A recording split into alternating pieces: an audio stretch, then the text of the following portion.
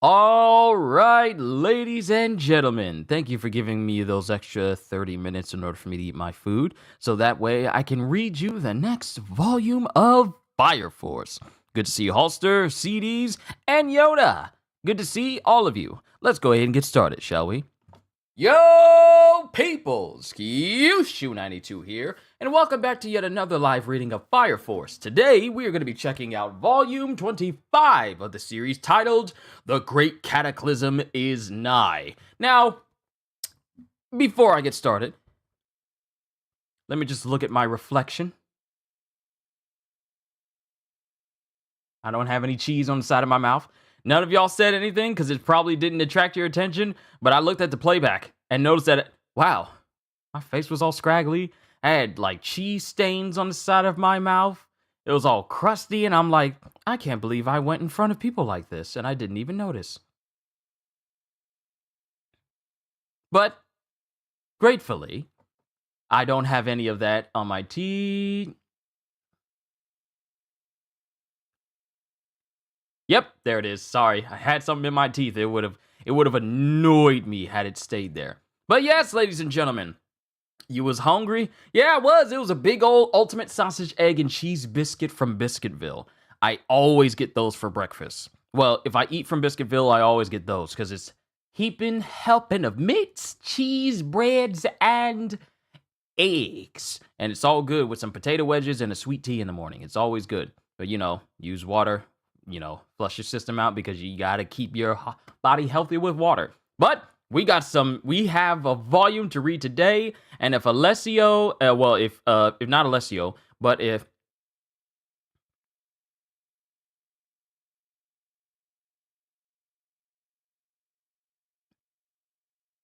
Yoda, remember when I said I was sick, so you have COVID? And Yoda, don't say stuff like that. Alessio let us know during the that last part of your message. Don't talk like that. Don't talk like that. There's no guarantee for that. So don't talk like that. Alessio let us know what was up near the tail end of my last reaction to the beginning after the end side story. So we kind of already had, for those of you who were here during my reaction to that chapter, Alessio let us know. So we know.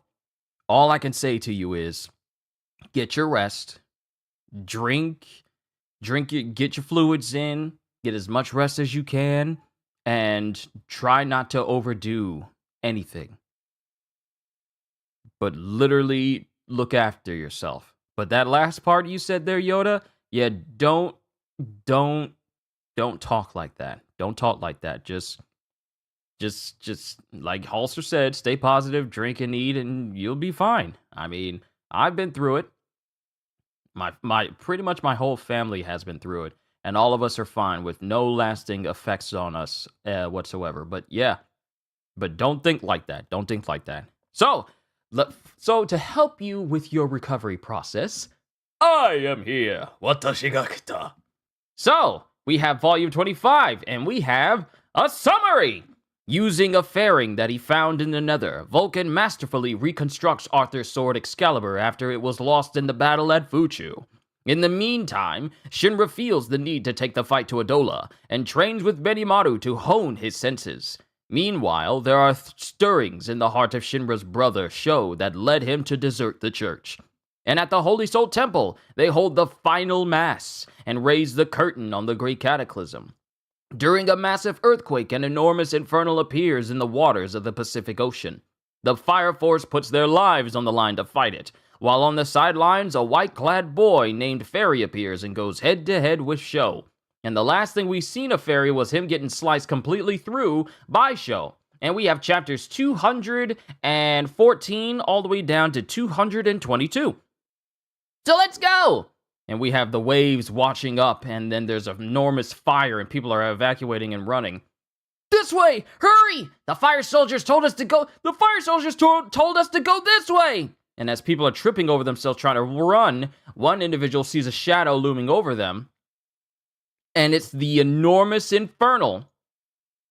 It's the enormous Infernal pulling its faceplate back, preparing to blast the town with this one fallen civilian laying here on the ground staring up at it.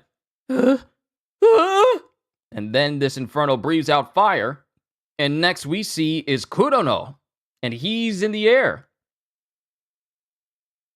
And Kurono watches as this Infernal just burns not only this person, but the entire area where everyone was trying to run away from. This giant Infernal just turns it into nothing but fire. These people are dead. These people are gone. It's just one big major blaze where it aimed. Chapter 214, The Great Kaiju Battlefront. And the fires just continue to rage on. There were so many weaklings there, and now they're just dead. And then, as the flames are going up, we see someone coughing. And the people I actually thought all those people were dead. But no, we get that same dude coughing, because he's fine, because Lieutenant Pan is there. And he's whistling going, "You're not hurt, are you? I'm glad I made it in time. Now get to safety while that defensive buff is still active." "But I can't." "How am I still alive?" "You won't feel the heat for a while. Now go while you still have the chance." Because this man is your support mage. He's capable of giving buffs to people to make them more resistant to fire. Whoa. The fire isn't hot. "Thank you for saving us." And he continues to blow into his whistle. "Civilians confirmed safe. No casualties. The evacuation is going smoothly and according to procedure. We have Ogun.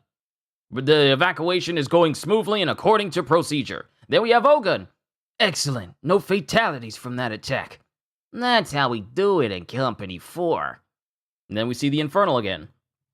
The enemy is on the sea. To put it to rest, we'll need someone who can fly. Sounds like a job for Ogun. You can count on me, sir. You two buff me up. And then we see someone fire something at the Infernal, and it's Juggernaut. Still working. Get up close while it's reeling from Juggernaut's cannon fire. Copy that. And Ogun's got his surfboard, and he immediately starts flying in the air around the Infernal. What in the... It's freaking huge. Karen, are you ready to... Anytime, sir. Yeah, that's the stuff. Captain Pan's attack buff. And he starts making... And we see Ogun flying in the air with his surfboard, and then we see Karen, or Kareen, I'm going to call him Kareen, because... we don't need any more Karens in this world. Kareen creates Scale Shield. And here comes Kareen's stuff. And here comes Kareen's stuff. As the Scale Shield starts to go around Ogun's arms. And then he uses Flamey Ink. And then we have Scott. Ogun! Go for its left shoulder!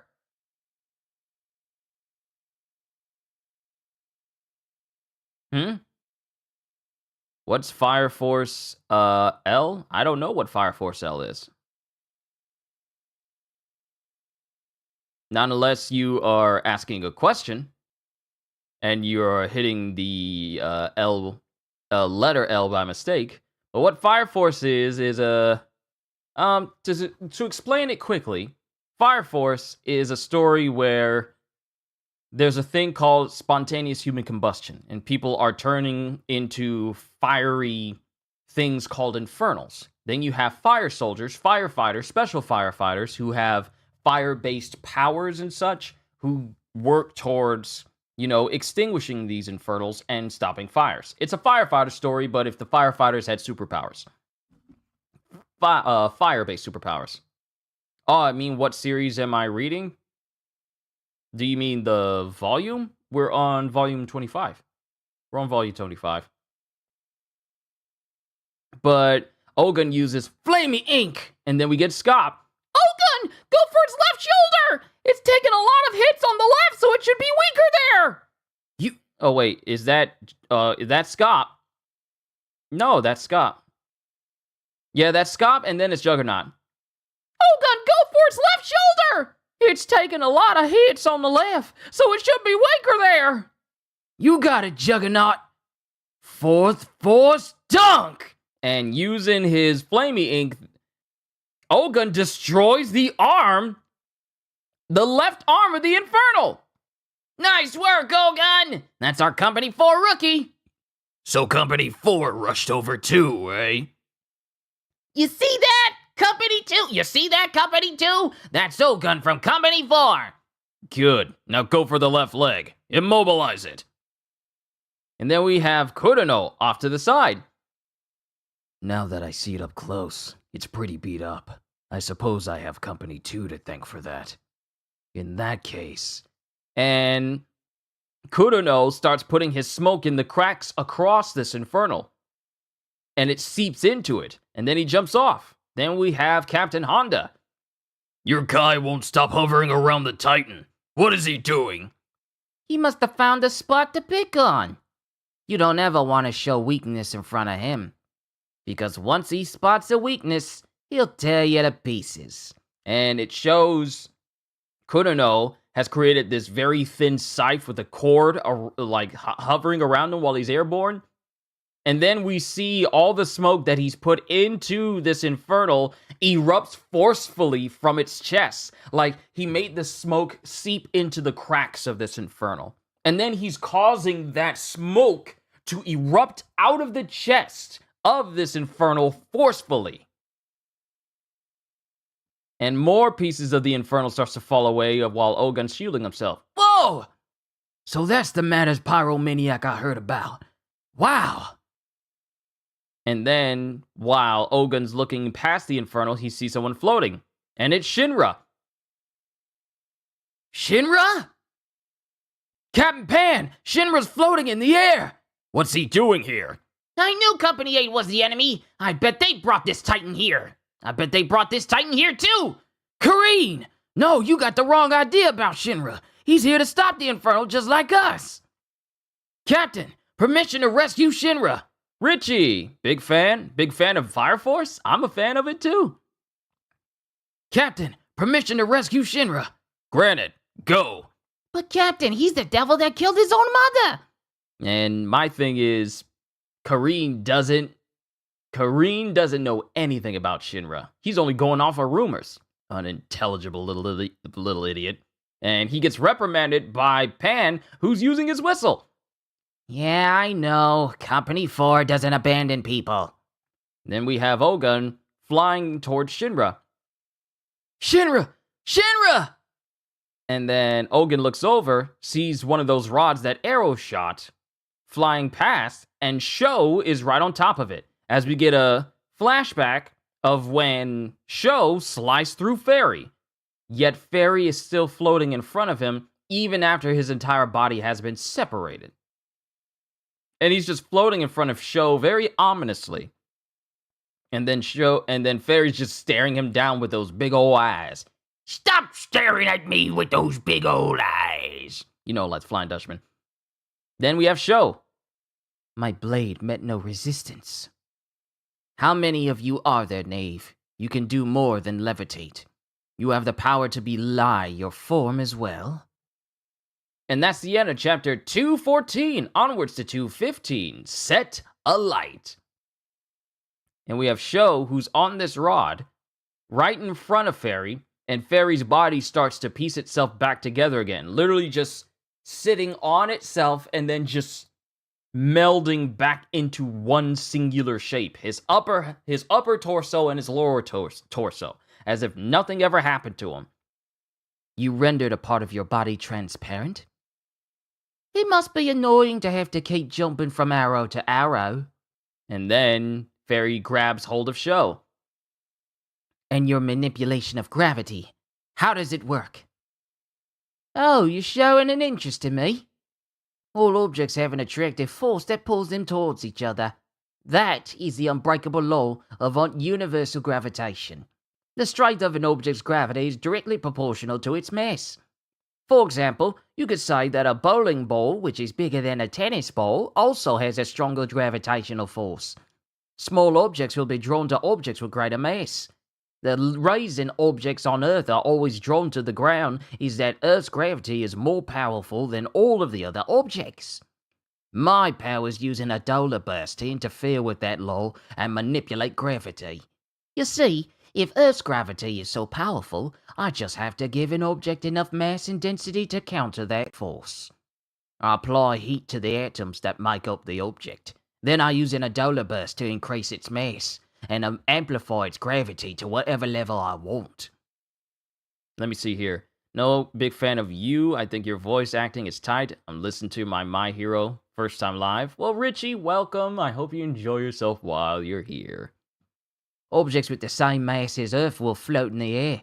By adjusting the gravitational force, I can even change its direction and make things fall into the sky. You too can use Xenodola Burst?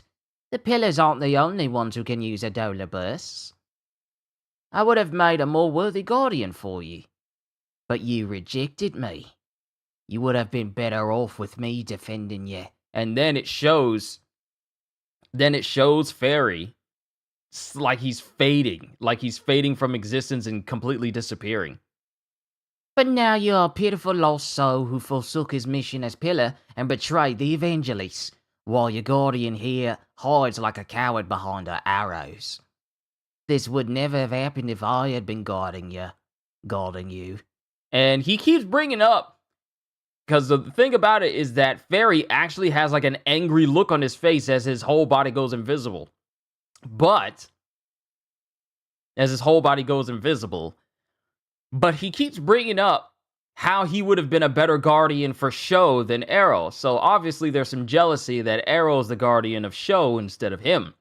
Otherwise, why would he be bringing it up so many times in a singular conversation, right? This would have never have happened if I'd have been guarding you. And then Sho starts to fall out of the air since the gravity manipulation is dissipated. Then an arrow flies through the air and Sho jumps off of one and lands on another. Where are you, Fairy? Now sit and watch. The prelude to the great cataclysm is about to begin. And then it shows Sho looking at Shinra as he starts to fall through the air, and Ogun goes for him. Shinra! And then something grabs Shinra faster than Ogun can even see. He disappeared? And then Ogun looks down, and we see Sho, who's already on the edge of the harbor, with Shinra on the ground, and he's looking at him. Those white-clad goons have little kids fighting for them? Brother, goes Sho as he's looking at his brother, who's currently unconscious. And then he goes to touch his face.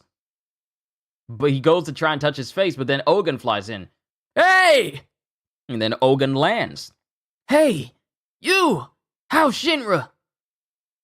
And then, when Ogun gets on the ground, Sho is just gone. He disappeared again. Then we see Kurono, who's just doing work. This man is working. He does not want anything deducted from his performance review because Kurono is slicing this giant infernal down to size. He literally just takes his giant scythe, or is that a giant super long katana? Man, Sephiroth wishes his Masamune was this long. He just slices off the arm of this gigantic infernal in just one move. And then we just see cuts and bruises and indentions and holes all over this infernal as you see Kurono using the world's longest katana. I think someone who beats Kurono in terms of katana length is August from Ashura's Wrath. Hold on, let me make sure. Are we still good? Yeah, it just dropped a couple of frames. We are good. Let me exit out of anything that could make this awkward connectivity-wise. We're good. Overall. Continuing. But we have Kurono, who's in the air with the world's greatest katana, as he goes, "Finally, you're weak enough that I can enjoy this." And then this giant infernal tries to charge up another beam, but Kurono ain't having it as he speeds towards the infernal, and with the world's largest katana, he not only slices through the ocean, but slices through this infernal completely in one fell swoop. Do not doubt the power of a smoke pyrokinetic. But everyone is shocked to see Kurono just slice through it. except for the dude that is giving him orders. He's just smiling with that sleazy smile. And then we just see pieces of this gigantic Titan Infernal falling into the ocean. But it's all turning into like some sort of liquid and stuff as it starts to fill up a large section of the ocean that Kurono is under. The Titan melted. And then this black shape that was once under Kurono starts to move towards the pillar. Like all the pieces that made up this infernal melted into the water, and all of it starts to move towards the pillar. And then what is this? It starts to crawl up the pillar. And then it gets to the top. And then Fairy is at the top of this pillar as he goes, "O flames of Adola, set this world alight." And then we just see an explosion happen at the top of this pillar, which has turned completely black now. And then someone opens their eyes, and I believe it's Shinra. Shinra's opened his eyes. "This place. You." And someone is standing in front of Shinra in the world of Adola, because he's in the Adola world now. It shows someone standing in this world of Adola with Shinra, and they're smiling. And that's the end of chapter 115, onwards to 116, Ancient Madness. And Shinra's looking, and he's in the Adola world going, "I Adola linked? With you?" And the person he linked with was Inca. Yo! Long time no see.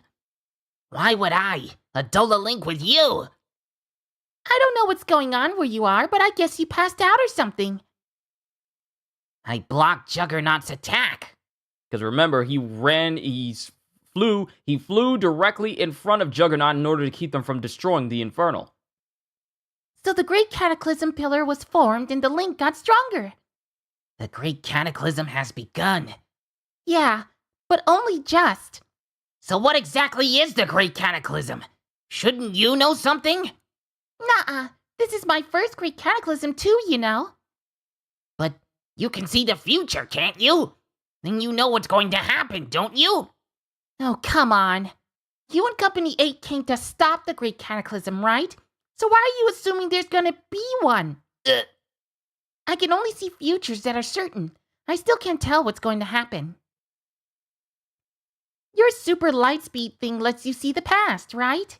If you take a look at the past and the world before the last cataclysm, maybe you can figure out what's going to happen with this one.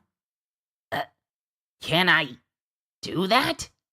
I can't see the past, but I can predict what will happen in the future. And what I see is you seeing the past. Take me with you. Hey! As Inca just jumps on his back. Ravi, welcome back! There's no point in turning me down. I mean, it's going to happen. You'll use your super light speed to fly to the past. Then you'll fall in love with Inca. What? It's what I see.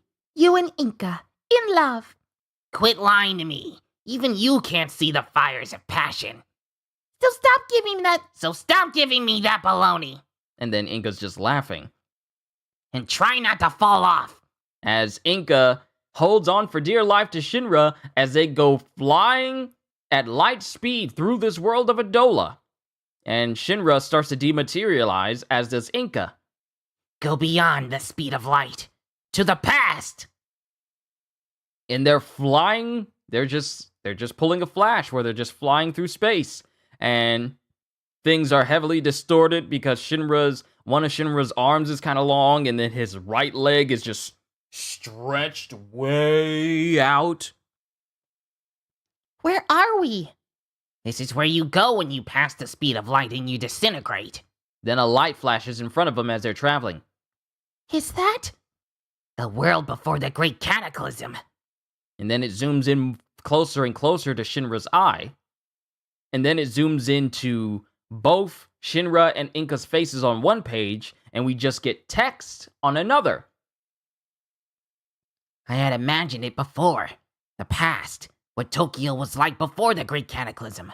I figured it was people no different from us, living their lives just like we do. I thought the only difference was that there was no spontaneous human combustion. That was all. And then... What?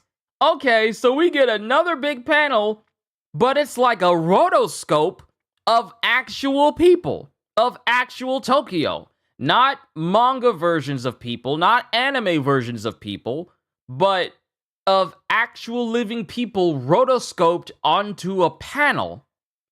And Shinra's just looking confused at everyone. We see people, these are real people, real life people in these pictures, but they've been rotoscoped.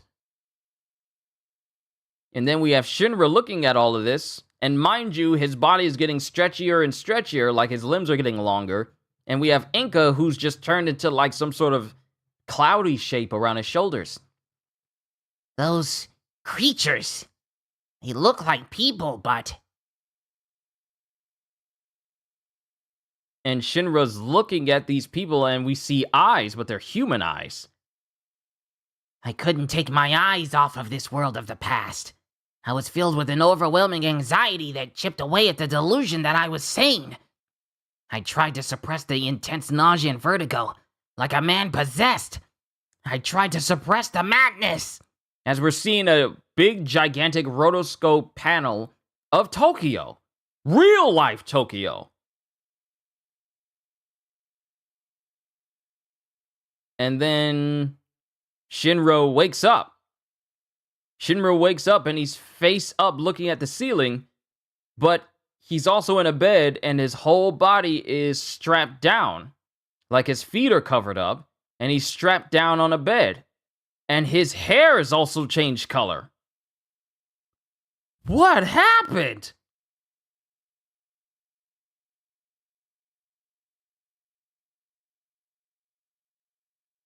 And then we get the news going. 3 months after the appearance of the first... What you mean 3 months? What you mean 3 months? Huh? What you mean 3 months? 3 months after the appearance of the first pillar, we have now confirmed the arrival of a 5th pillar. Huh? 3 months?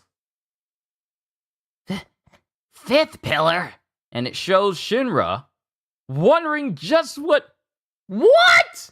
So this man traveled into the past, but I guess when he got back, he did not go back to his point of origin. He kind of wound up in the future a little bit. But that still doesn't answer the question of why he's strapped to the bed, though. Hold on. That's the end of chapter 216 onwards to 217, self-unaware.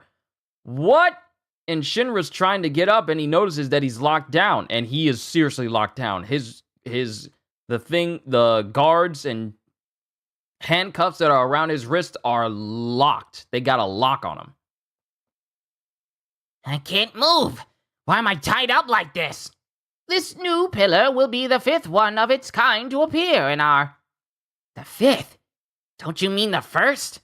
What's going on? What is happening? Where am I? When am I? And he's thinking of real life, real Tokyo. What I saw in a Dola Link, was it just a dream? Where am I? What happened after Did the white-clad cult get me? I'm tied down. These stupid chains! And he's trying to shake himself free, and then we hear someone going, I hear a sound. He must be awake. And the doors open up. Who's there? Who would have locked me up in here? And it's Hinao and Captain Obi! Settle down. We've had enough of your tantrums. Captain! Lieutenant! What is this? I woke up and Did you do this to me? Untie me, please! And then we have Captain Obi, who's kind of sweating as he goes, Shinra, what in the world has gotten into you? Huh? After the battle at the first pillar, you've been like a completely different person. What do you mean, sir? And then Arthur pokes his head in. Oh, he's back. And then everyone just watches Arthur walk in. Yo, Shinra, where you been? Where? Where was I? And then they get him out of those cuffs. He's calm, but he doesn't seem to remember anything. Because he's back to his old self. What do you mean? Because he's back to his old self. What do you mean he's back, Arthur? I told you, the man we've been dealing with was Shinra, but not Shinra. Was he possessed by Amaterasu again? No, don't be dense. Even yesterday, that was Shinra, and yet it wasn't. So what does he mean?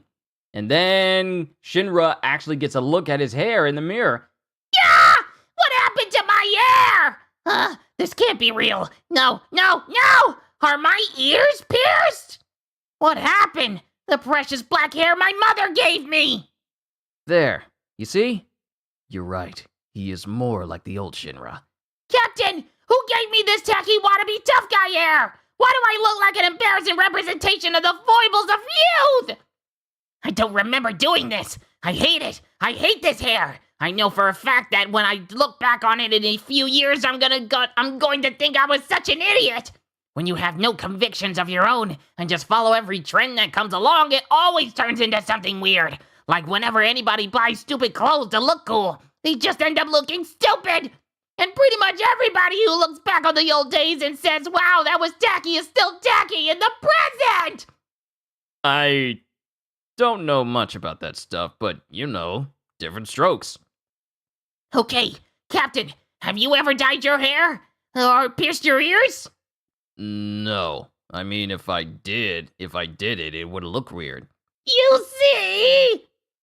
This is definitely not the Shinra we've been dealing with. He's clearly lost it, but he is acting like the old Shinra.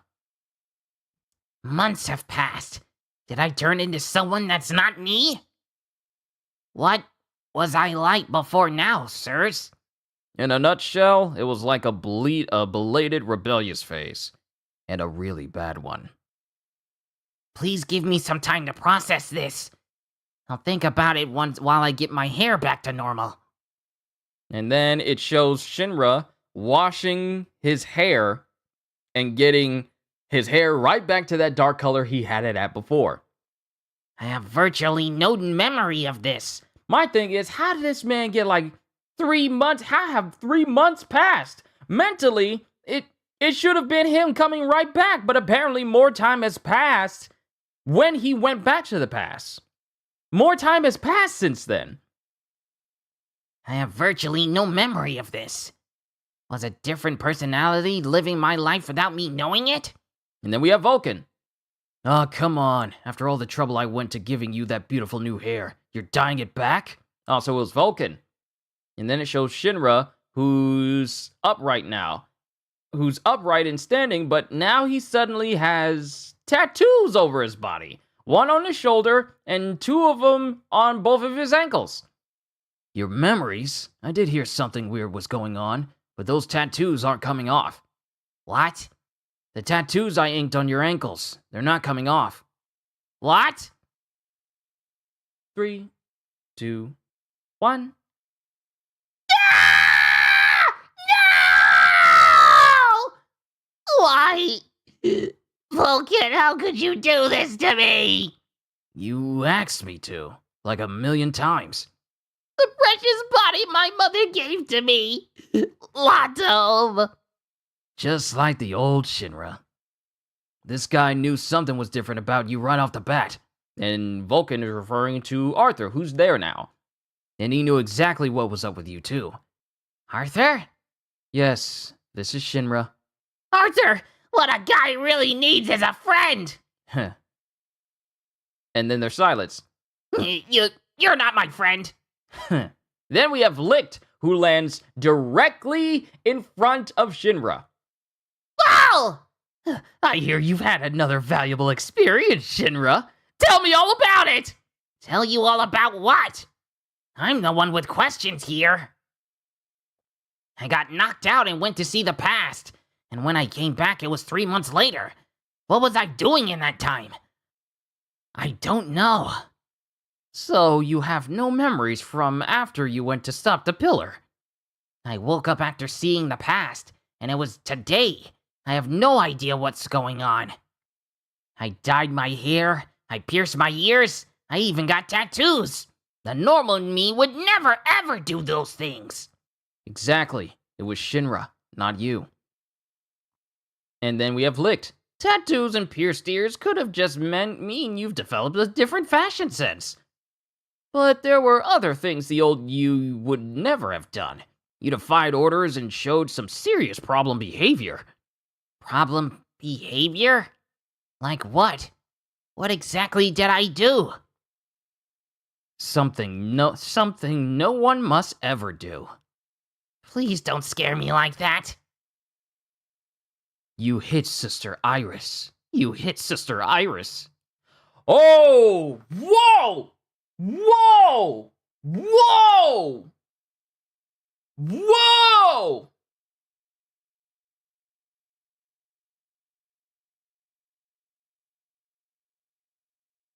Whoa! Out of everyone, not Iris. And that's the end of chapter 217, onwards to 218, Shadows Form. And then we have Hinawa and Obi checking out the news. 3 months after the mysterious pillars began appearing over the ocean, there have been a rash of panic buying in stores across the Tokyo Empire. Do they think hoarding is going to help anything? They're confused. It's times like this that shows you who people really are. Well, yeah. Pretty much the whole world is confused right now. Indeed.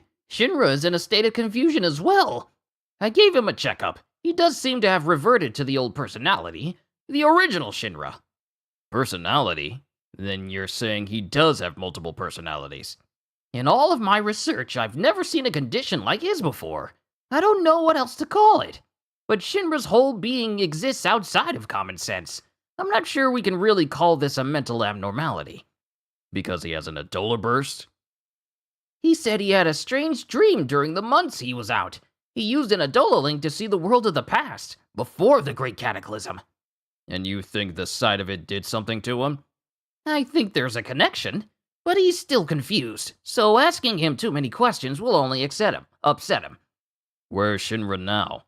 With Arthur, the one person who understood what was going on. I'm sure Shinra will feel comfortable talking to him. And we cut to Asakusa, which is where everyone is, and Arthur is just with Shinra now. I saw a griffin's nest up there.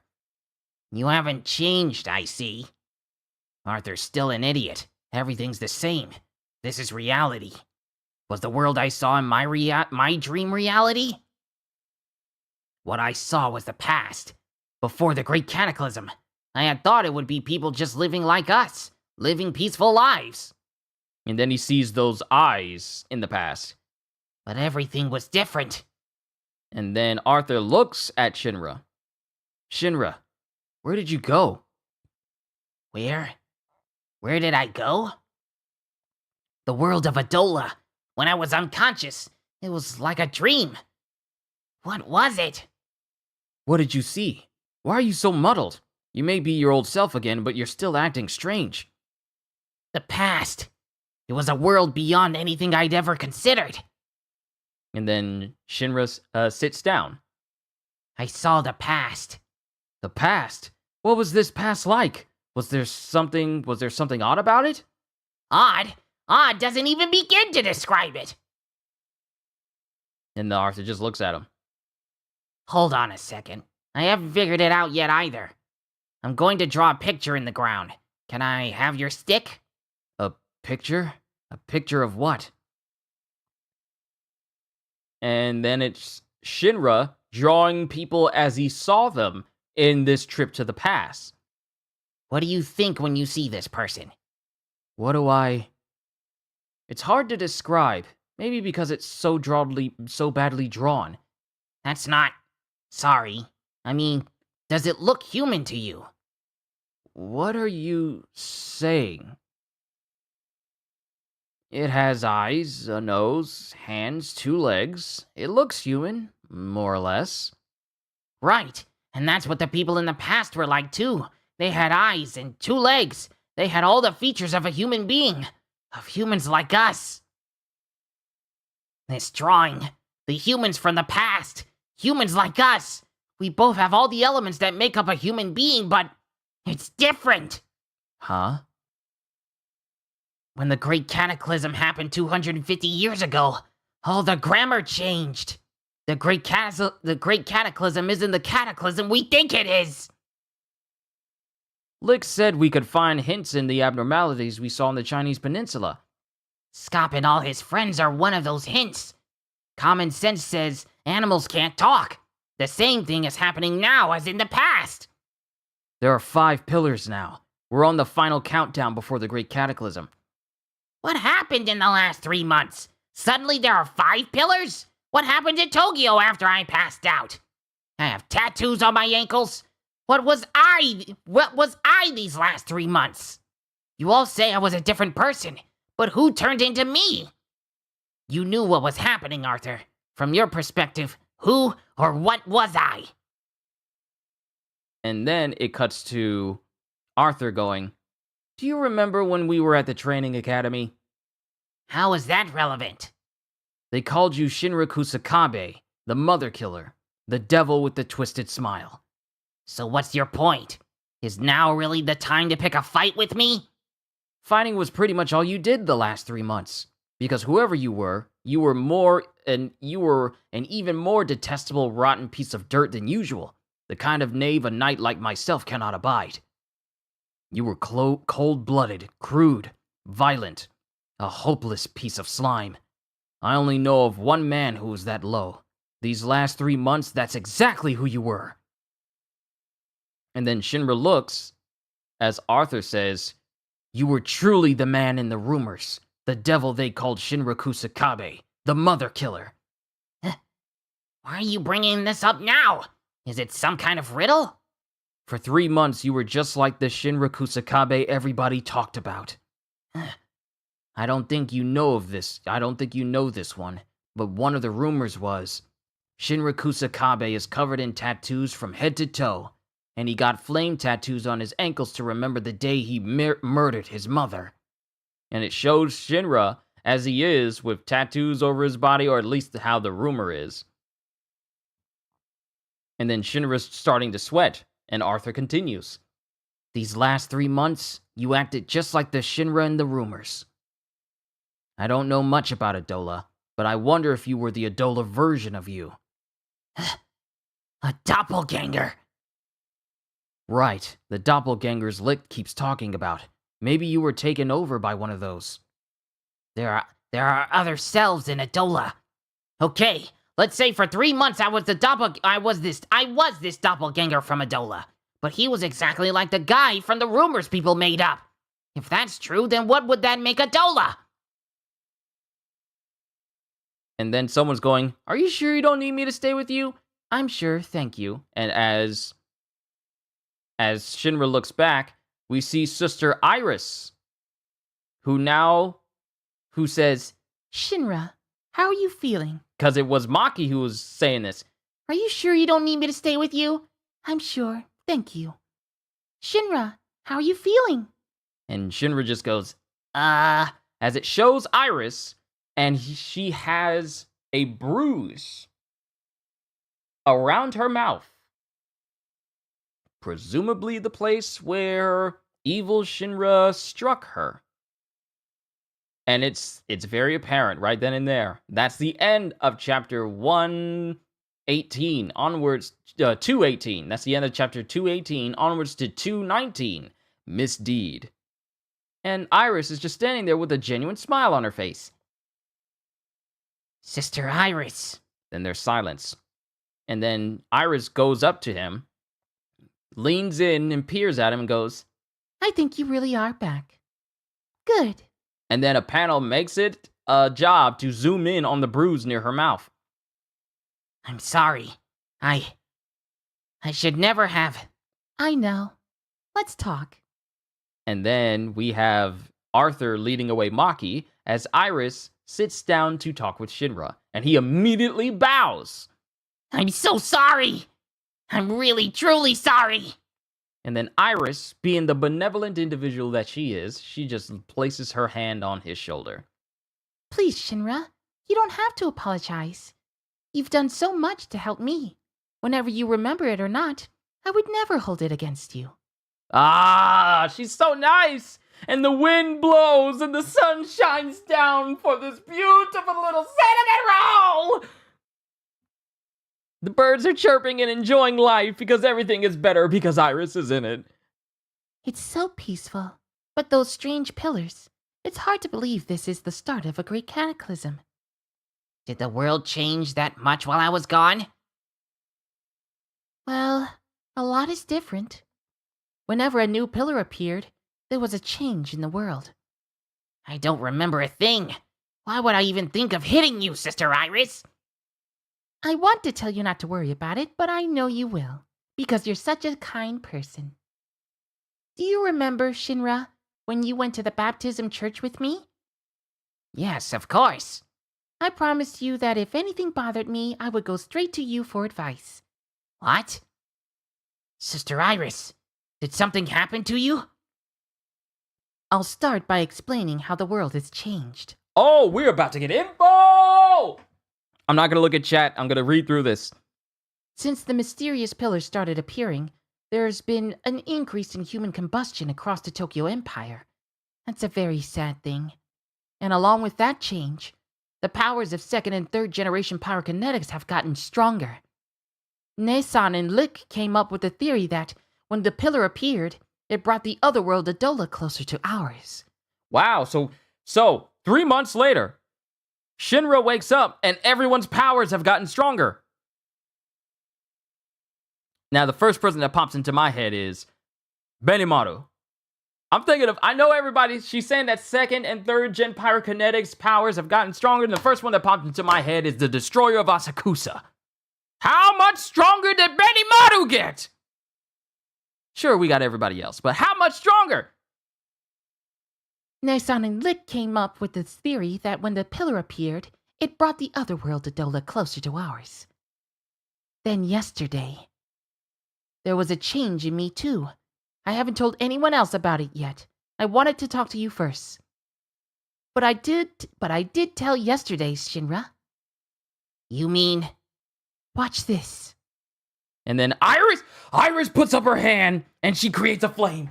Oh, she's a pyrokinetic! She's a pyrokinetic! She's a pyrokinetic! Ah! The world's greatest cinnamon roll is now a warm cinnamon roll!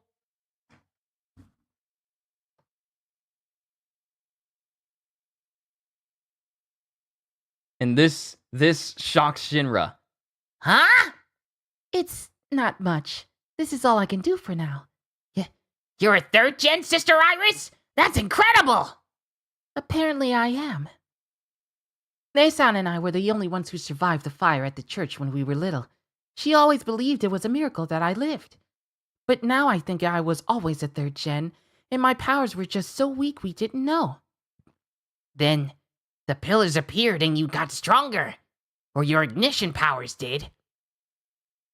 It made me very nervous, so I went to Shinra first thing yesterday.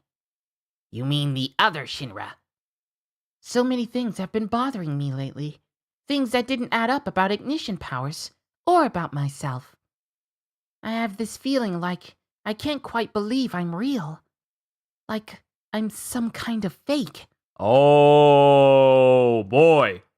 And then the first pillar, Amaterasu, pops up in Shinra's mind. So I talked to Shinra about it and... Why do you have to be here too? Stay away from me. And this Shinra backhanded. That's a worse way. It's one thing to slap a woman, but to backhand her and not even give her the dignity to look her in the eyes, he just backhands her. Nah. Shinra, yesterday Shinra, nah, he got to go. He got to go, never come back. Just back. Never put your hand on a woman. Don't ever do it. just backhand Sister Iris. And then Shinra's just thinking about it. And then he continues to look at the bruise on her cheek. The other me gives the impression of being a mom-killing devil. You were truly the man in the rumors. The devil they called Shinra Kusakabe, the mother killer. Sister Iris is warm and mild. She shows us where the light is, like a sunflower. That's the impression our whole nation has of Amaterasu. Wow.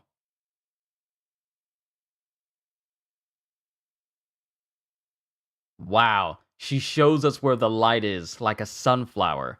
That's the impression our whole nation has of Amaterasu. And that's the end of chapter 219. Onwards to 220. Father of the Proto-Nationalist. And we're here at the temporary secret Asakusa Special Fire Force Base 8. And Vulcan, in the months that they've been away, Vulcan has made some modifications to one of the buildings in Asakusa, where it's become a temporary base, complete with its own Steampunk 8 at the front. Then we have Licht! Shinra claims to have no memory of anything that happened in the 3 months after the first pillar appeared. During that time period, he assumed a personality other than the one we know. This alter ego is a being that is somehow related to Adola.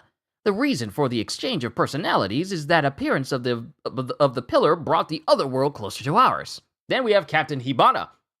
Spontaneous human combustion is caused when the doppelganger assimilates with the self. There are doppelgangers of humans in Adola. Then was Shinra being controlled by a doppelganger these last 3 months? The other world Adola, where exists the other self. What kind of a world would that be? Come on, give me some kind of an answer.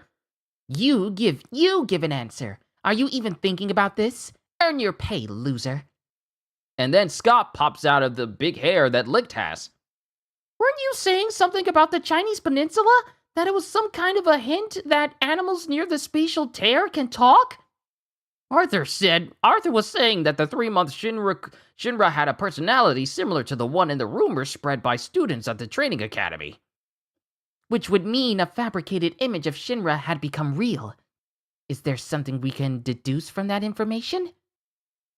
And then we have someone going, What will happen when all 8 pillars have appeared? What would be my own doppelganger? The exact opposite. The exact opposite of how I am right now. My doppelganger would be a money-grubbing, incredibly rude, incredibly ungrateful version of myself.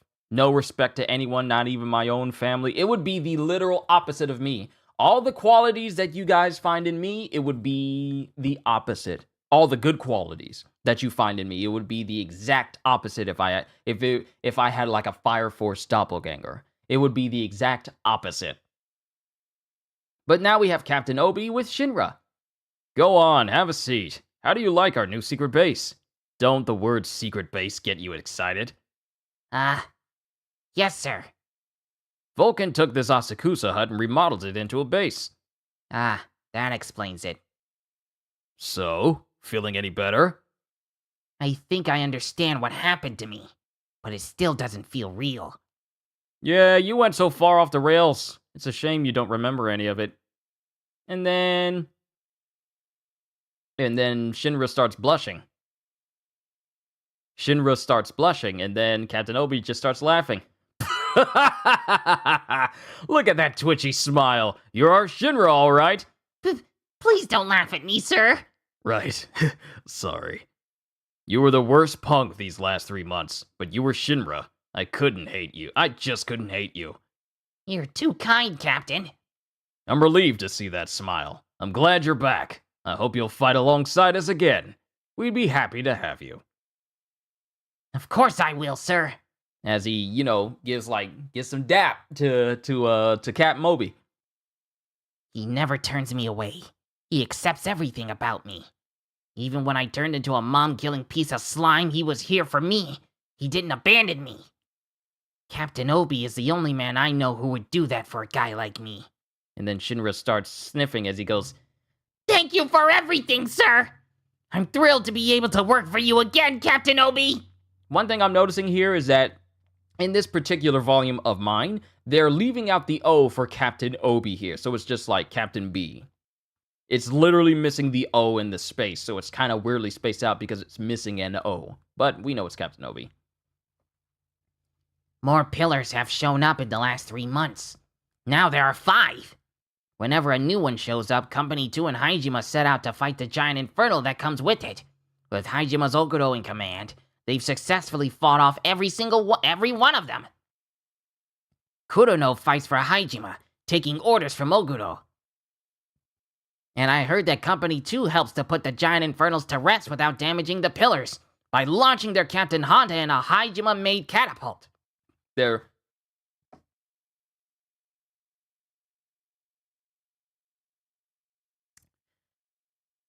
They just straight up launch Captain Honda out of a cannon and use him. They basically just turned Captain Honda into a railgun. And I heard that Company 2 helps to put the giant infernals to rest without damaging the pillars by launching their Captain Honda in a Hajima-made catapult. And who is this Oguro? A man who rose to the top of Hajima's ranks at a young age. He doesn't even try to hide his horrible personality, which has actually made him more popular with the people because they know he's being genuine. And that's the last 3 months in a nutshell. Thank you, sir. Oh wait, it was Captain Obi reading all this stuff out. It was Captain Obi. It was Captain Obi giving all this information. Hold on, I gotta do that again. More pillars have shown up in the last 3 months. Now there are 5. Whenever a new one shows up, Company 2 and Hajima set out to fight the giant infernal that comes with it. With Hajima's Oguro in command, they've successfully fought off every single one of them. Kurono fights for Hajima, taking orders from Oguro.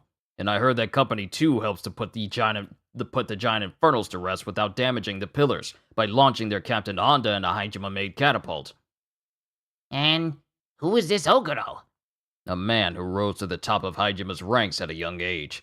He doesn't even try to hide his horrible personality, which has actually made him more popular with the people, because they know he's being genuine.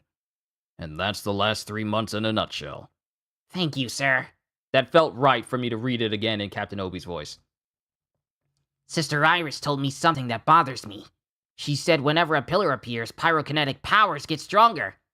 Sister Iris and I can't really tell, since we're non-powered, but Maki and Hinawa have definitely felt an increase in their abilities.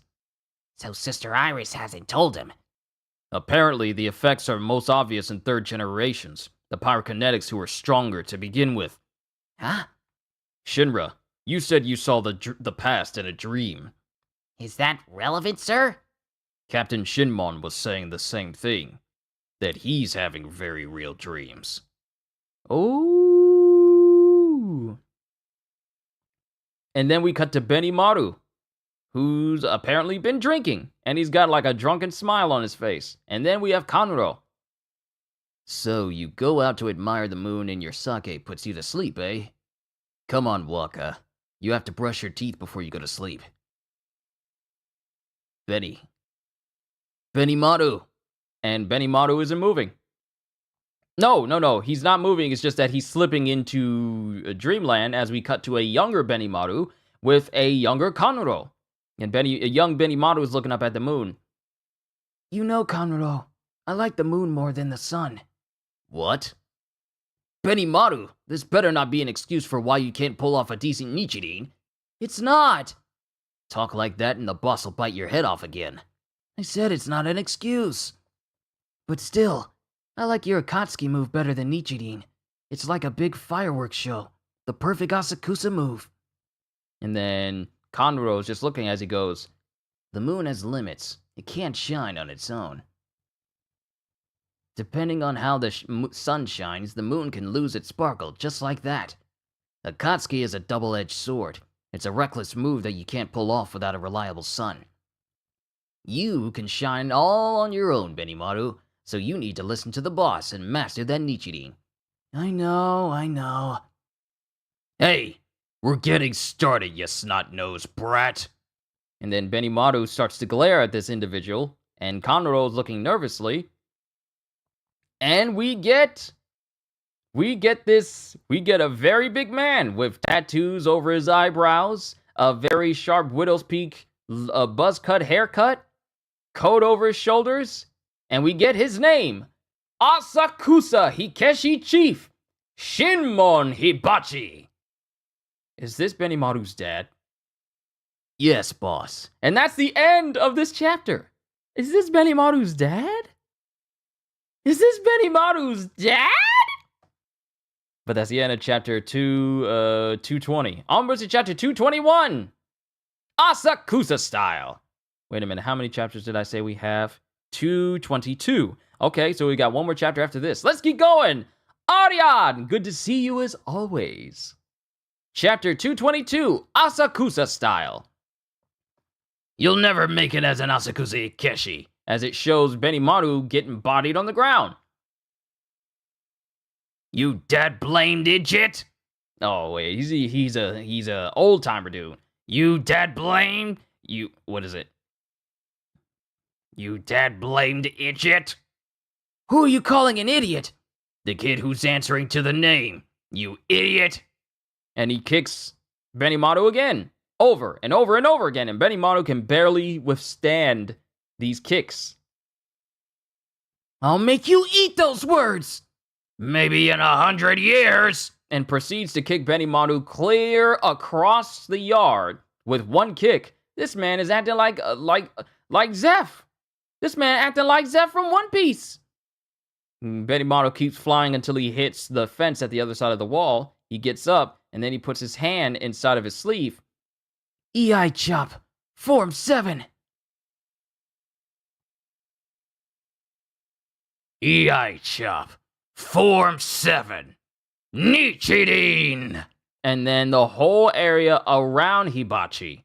Hibachi Shinmon!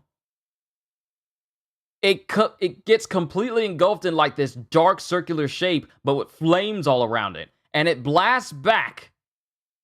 It blasts back directly into Benimaru, and we see Hibachi standing there as if the light itself is shining behind him. Like there's so much firepower shining behind him that he's literally a shadow in the midst of it. That's how bright it is. When are you gonna stop hiding in the moon's shadow, Benimaru? And then we're back in time. Aww, look, Hika Hina. He got beat black and blue again. And we have baby Hika and Hina here, being held by one of Conroe's subordinates. How long are you gonna let the ground coddle you, huh? And you, an Asakusa man. I'm dying here. I can't stand to see you like that. I'll carry you to your room. I'm not hiding. Yeah, I know. That old jerk, I can wipe the floor with him anytime I want to. I know. No one can beat you, Benimaru. Stop trying to humor me. Come on. And then we cut back to the present, where Conroe is taking care of a much older Benimaru in the present and leading him back to his room. Come on, Waka. Do your own walking. You're not as light as you used to be. I had that dream again. Hmm? The old boss was there, and you, Conroe, and me. To me, those memories are from a very long time ago. I was a tiny little runt, but you weren't any different than you are now. Must seem like it was just yesterday to you, huh? Yeah. Yeah. And then he get back to a building. Do you still think I'm a punk kid who can't hold his liquor? You don't know how to quit gambling when you're ahead either. You're the textbook definition of a punk kid. Yeesh. I need to get better at bluffing. You're strong, Waka. You don't need to bluff. I never did convince the old boss that I was good enough. And then Conroe's silent. So, more booze? You're drunk, aren't you? You're smiling. Then it cuts to Joker back inside of Lick's laboratory down in the Nether. And he's sleeping. And then we see the flames of Adola. And then we cut to the place of the evangelists. Light up the lost souls, scorch the earth, turn this planet to a flaming sun, a throne of God, continue in the evangelist's revealed path. Latom. And we have all of these white-clad surrounding Halmia as she's just in the middle of this chamber. And she's crying all over, mouth drooling, snot coming out of her nose like we've seen before when she was, I guess, had all these different thoughts and stuff just flowing into her mind. She's doing the same thing again. The amalgamation of human concepts, the collective unconscious. It flows into my mind. It flows into my mind. Death, destruction, the end. The final destination humankind has pictured for itself. Adola. And it shows many Adola selves, and then a hand comes through and starts to use these Adola other selves as a stepping stone, and it stands up, and it's in the same shape as Benimaru's dad Hibachi. An infernal version of his dad stands up on top of the other infernals.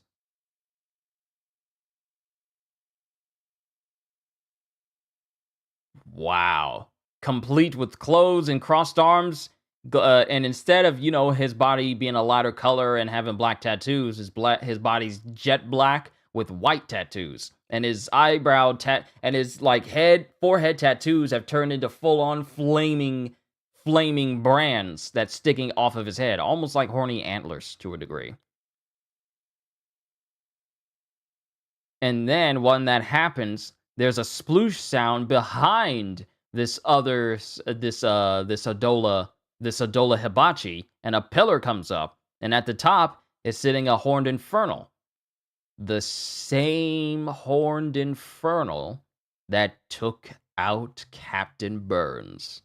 And it's sitting there with like a cape around its neck, with its eye glowing, and then Joker wakes up. Well, Joker has his eyes open, and he's going, "This dream again. Leonard Burns."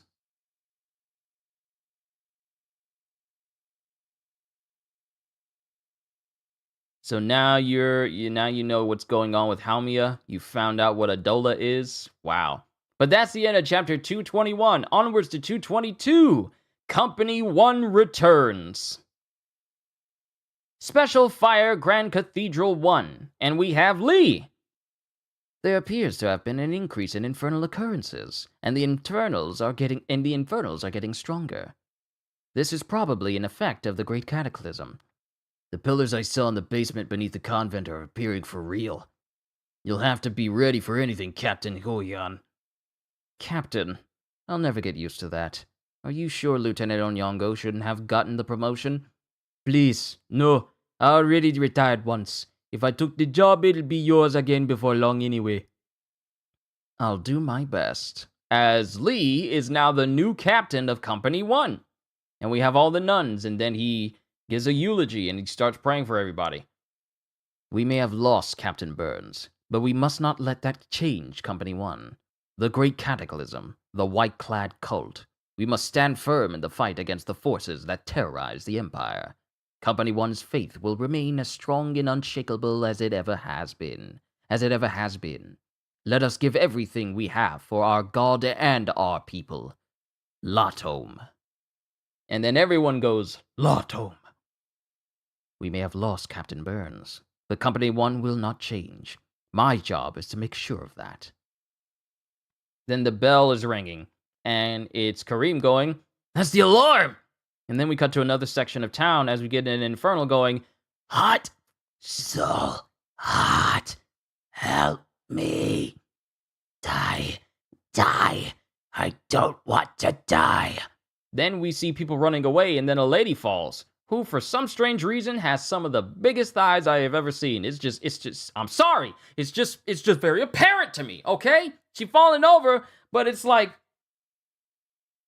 my hand would curve if I were to measure the circumference of it. It's not like really thin where my hand is just resting right there. It's just like, it's a thick thigh. It's a like smooth Charlotte smoothie from One Piece type thick. If you want an accurate description. But this woman falls over, and then she immediately starts to turn infernal right then and there. So hot. We're from Special Fire Force Company 1. All citizens, please follow evacuation instructions. 3 people went infernal like a chain reaction. And they're the talking type. We haven't seen a talking infernal since Miyamoto, and suddenly there's an outbreak of them? The Cataclysm really is having a big effect on things. Those are powerful infernals. We'll put them to rest.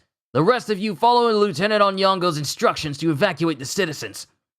Let's go. Onyongo squad, follow me. You're with us, Konyongo. Yes, sir. So we have Onyongo and Konyongo. Oh, and it's a younger girl. I guess a younger member of Onyongo's family? Okay. Captain, I'll protect you. Kareem's watching my back. You just keep yourself safe. And then Konyongo just goes, Okay. Don't get too excited, Konyongo. Calm down. And then it shows 1, 2, 3 people who have turned into talking infernals. There they are! The infernals! Put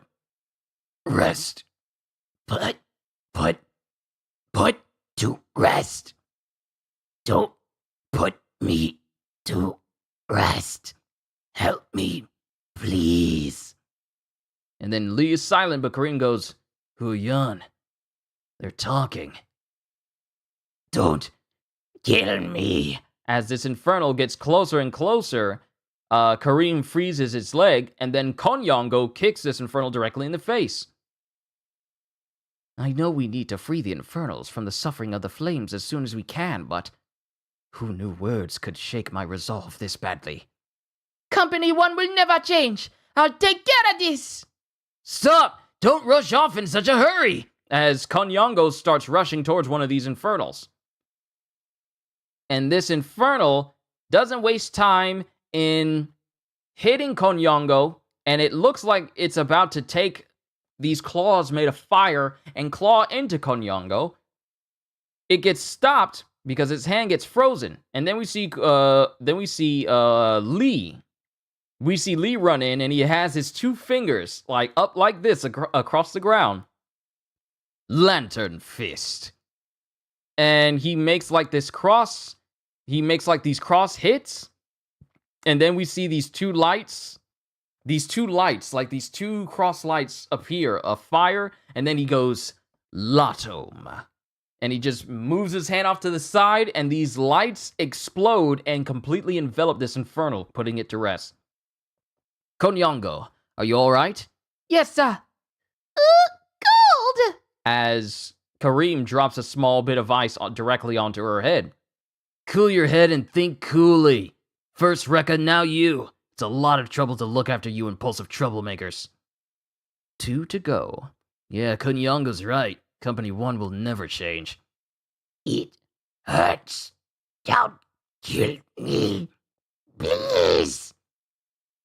They need release from the flames. All we can do for them is put their souls to rest quickly and painlessly. Then let's get to it. Hurry! Time to get started. And then one of the infernals starts to talk. How can you just kill me like that? And then we see something flapping as Lee gets nervous. As Infernal Hibachi comes in and blasts away the other 2 infernals on his own.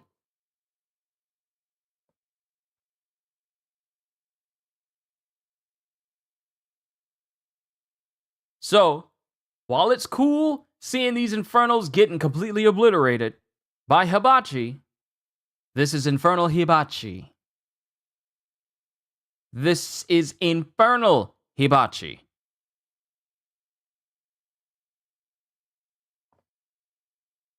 This ain't good. I don't know what y'all think, but this ain't good. A demon? And then it cuts to Benimaru and Asakusa, and he suddenly gets a twitch. To be continued in volume 26. Any translator notes?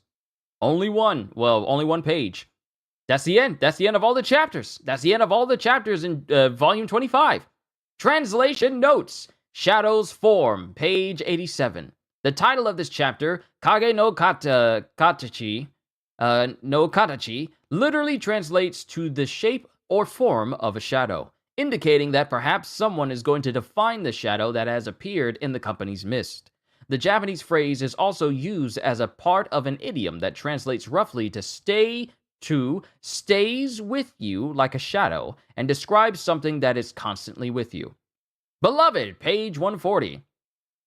This sake is very similar to a real-world pre-Cataclysm sake called Sai, meaning beloved. The same kanji characters that make up its name can be pronounced Moa, which is the name of a member of the pre-Cataclysm band Baby Metal. Notable differences between what Benimaru drinks and the original are that instead of the Kiso Three Rivers and Aichi Brewery, the places listed are the Mizuno Three Rivers and the Nakamoto Brewery. As it so happens, these place names coincide with the surnames of other members of Baby Metal. And you say something's burning where Benimaru is? I don't see anything on fire in this last panel. We get like a twitch sound, we get like a twitch effect near his face, but there's nothing on the horizon where it's actually burning though. But Adola is not a place of opposites, but a place of human perception, which explains why doppelganger Shinra acts like he did. So what we've learned is that due to the conversation with Arthur and Sister Iris, the world of Adola is not truly a world.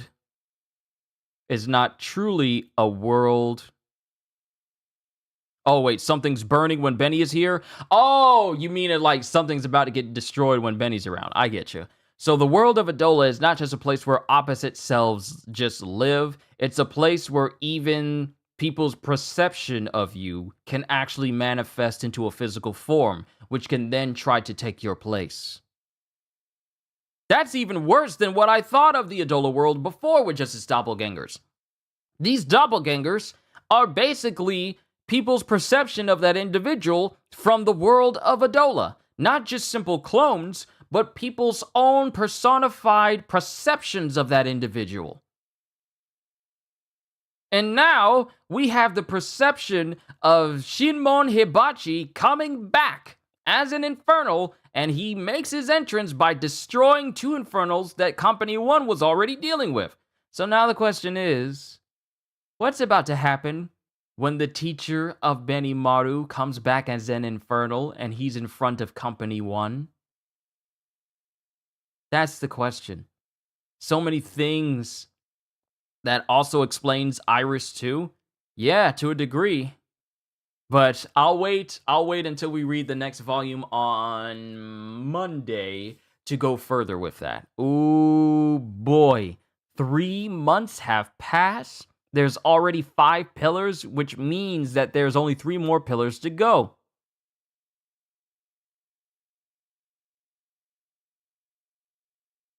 There's just so much to glean from all of this.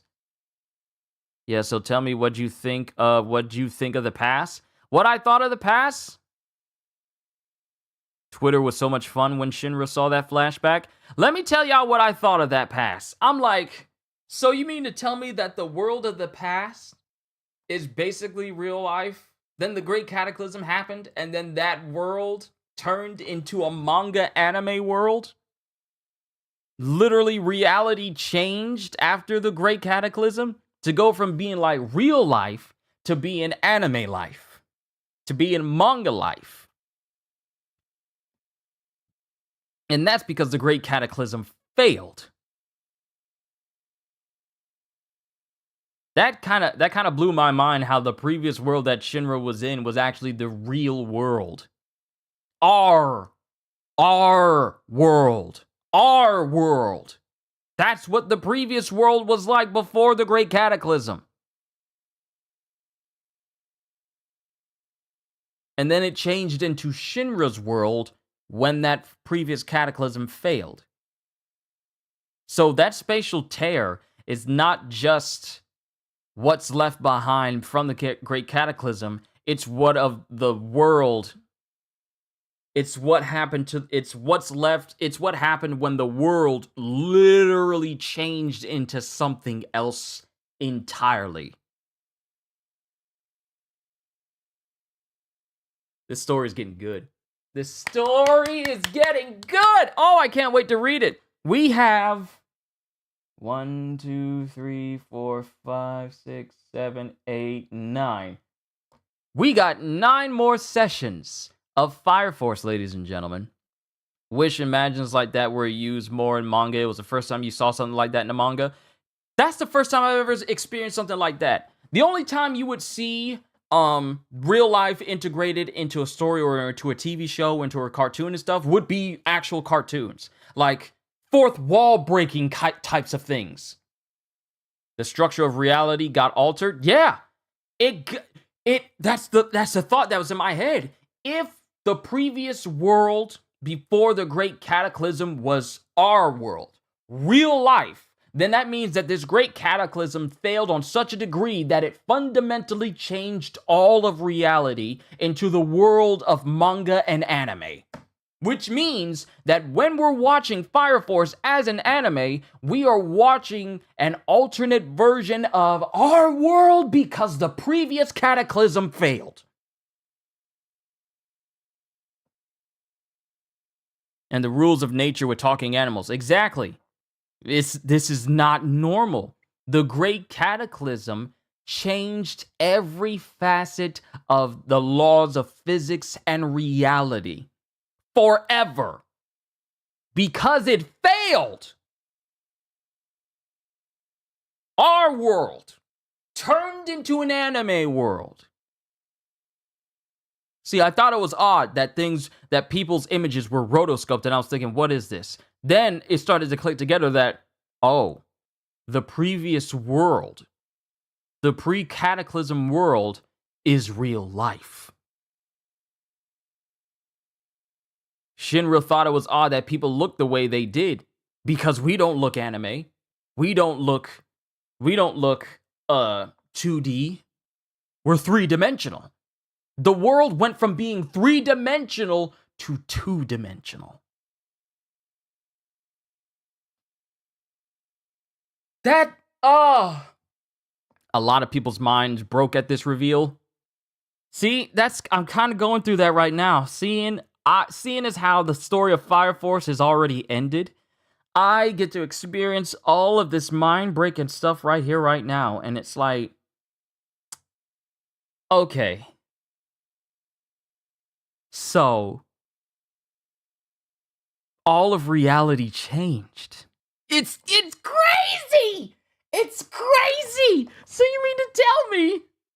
Because it's felt for Shinra, how do you even explain that? I don't know! I'm already trying to explain this to you. I'm already trying to explain it. Some of y'all have already seen it, and you're just seeing my reaction, and it's like, so you mean to tell me that the world of Fire Force was basically our world first? Then the Great Cataclysm happened, or tried to happen and failed, and the result of that failure is that it changed our real life into a world of anime and manga and 2-dimensional things. People got fire powers, and talking animals exist. It's like Mandy smiling in that one episode of Billy and Mandy, and it changed all of reality where Billy, Mandy, and Grimm were the new Powerpuff Girls. It's like that. It just, one thing that happened changed all of reality, upset the natural order, and just flipped all of perception on its head because of this failed Cataclysm. So if you were to go through the spatial tear, no, I'm not going to go down that line. We need to keep reading. All in all, this chapter, this just blew my mind. The thing about Iris, and And if Amaterasu is a real person and Iris is supposed to be modeled after Amaterasu, then Iris is supposed to be modeled after how everyone views Amaterasu as a whole, and she now exists as a physical Iris Iris then exists as the physical manifestation of people's perception of Amaterasu itself. So that's Iris. We said you weren't ready. Y'all weren't kidding. Y'all weren't kidding. And to think I got 9 more volumes of madness to go through? I can't wait. I can't wait! Okay, I gotta go. I gotta end it right here because I gotta go and do some shopping for some light bulbs and stuff for the house because I'm helping out, helping out with the house and redoing some light bulbs and stuff because I gotta light to keep things up to date. But I gotta take care of that, get back, then prepare for the last session of Marvel's Midnight Suns. And then, if I get done in a good enough time, prepare for the last episode of One Piece later this evening. But overall, this volume cooked. This volume cooked. The more I spend with it, the more mind-boggling it is to realize what the previous world was like before the Great Cataclysm. And now that I'm getting all these thoughts in head, it's like that information, the information you get from this, I can understand why people went insane, why people go crazy when they see this stuff. This is a complete... This goes beyond all human mental capacity. This sort of stuff can make you go insane. Luckily for us, I'm sane enough to make sense of it. But yeah, I will see you guys on Monday in the new year as we start off the next year with Fire Force, because the next time I read it, it's going to be on the 1st of January. Which ought to be fun, because Sunday, tomorrow, will be the last day of December. And then Monday will be the 1st of January, which means we starting off Fire Force as my first thing that I do for all of you on a Monday. So I cannot wait. But I'm done, ladies and gentlemen. I got things to take care of and another Marvel's Midnight Sun stream to take care of. And then I can say I'm done with the game. And I can look forward to the next session with all of you. This was great. Shobotai, Halster, Aryan, it's good to see all of you, and I want to thank you for letting me enjoy this moment and watching my mind break. If I don't see any of you tomorrow, I just want to say thank you for making this an amazing year for me to do what I do. I said this to everyone at my beginning after the end session.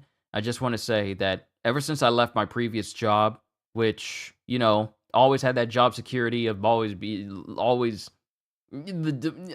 everything about having like a regular having a job where it's guaranteed you get paid here and all this and the job security, and then just knowing that, hey, if I go here I'm going to get paid and everything. Leaving something like that and then coming to do this full time, I don't regret a single day of me leaving something like that to doing this, because here I'm happy. I wasn't happy at my last one. I wasn't treated well at my last job. But I am truly happy doing this. I'm so happy to wake up, get in front of this mic and in front of this camera, turn my lights on, and just do this for all of you. This is my dream job, and I've always talked about doing it full time, but it never got around. But now that I've been doing this for a year, and it's going to be another year next July, I just want to say thank you for making this one of the best decisions I have ever made in my life. And this whole year has just been nothing short of fantastic. And I just want to say to everyone who has contributed to this channel continuing on, whether you've donated, whether you've become a member, whether you've liked or commented or even shared what I did or even subscribed, I just want to say thank you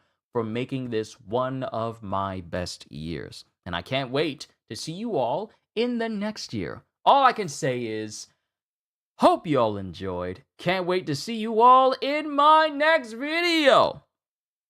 Wait, did I say that right? Hope you all enjoyed. Can't wait to see you all in my next video.